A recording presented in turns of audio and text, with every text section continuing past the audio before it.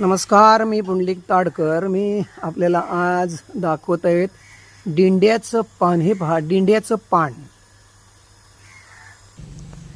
तर मंडळी, हे बघा, हे दिंड्याचं पान आहे. हे बघा, दिंड्याचं पान.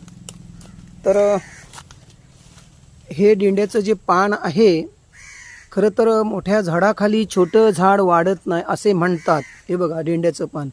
आणि माझ्या बिलकुल वरती माझ्या आवरातलं हे मी यावर्षीत लावलं. हे दिंड्याचं पान आहे. हे बघा किती सुंदर.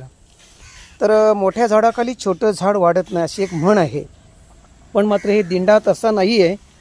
दिंडा हा मोठ्या झाडाखालीच वाढतो. आणि खास करून हा ठाणे, पालघर, रायगड, रत्नागिरी, सिंधुदुर्ग आणि गोवा इकडे ह्याचं खूप नैसर्गिक उत्पादन होतं. आणि हा उत्पादन म्हणजे ह्याचे छोटंसं कंदमूळ असतं. जून महिन्याचा पाऊस पडला साधारण मृग नक्षत्राचा की त्याला कोंब जमिनीतून असे रुजतात. तर मी यावर्षी हे 25 मेलाच आणून लावले रानातून. आणि या पानांचा उपयोग असा असतो, श्रावण महिन्यामध्ये नागपंचमीला ह्याचा वापर करतात पूजनासाठी, ज्येष्ठा गौरी पूजनासाठी. त्याच्यानंतर गौरी गणपतीमध्ये याच्यावर जेवतात सुद्धा मंडळी. पूर्वीच्या काळी गुराखी रानातून संध्याकाळी येताना ही दिंड्याची पानं आणणारच. आणि ही दिंड्याची पानं आणली की त्याच्यावर श्रावणी सोमवार, मंगळवार, गुरुवार, शनिवार असं गरम डाळ भाताचा नैवेद्य, विरडा, काही लोणचं असेल, साजूक तुप असेल त्याच्यावर धारभर, ते ह्याच्यावरच जेवण जेवायचे. आणि ह्याच्यामध्ये हरितद्रव्य असतं. एकदा गरम गरम ह्याच्यावर शाकाहारी जेवण वाढलं की स्वादिष्ट जेवण. अगदी गौरी गणपतींना सुद्धा पूर्वीच्या काळी ह्याच्यावरच जेवण वाढलं जायचं सगळे भक्तजनांना.